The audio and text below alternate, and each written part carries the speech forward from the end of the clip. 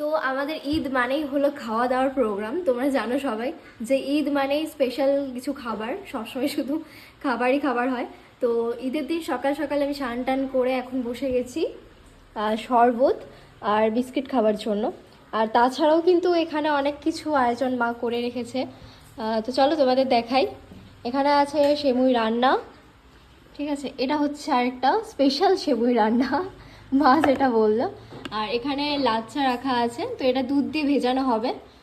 আর এখানে আছে কাবলি চানার তরকারি। আর এইদিকে আছে, দাঁড়াও, এই যে পায়েস। তো এইগুলো এখন আমরা ডাইনিং টেবিলে সুন্দর করে সাজিয়ে দিয়েছি, আর আমি এখন এখানে খেতে বসেছি। আর ওইদিকে রান্নাঘরে কিন্তু মা লুচি বানাচ্ছে। তো চলো তোমাদের দেখাই। এই যে লুচির জন্য ময়দা মেখে রাখা হয়েছে, এরপর ওখানে ভাজা হবে, দেন তারপর তোমাদের সঙ্গে শেয়ার করব। তো চলো আগে খেয়ে নিই।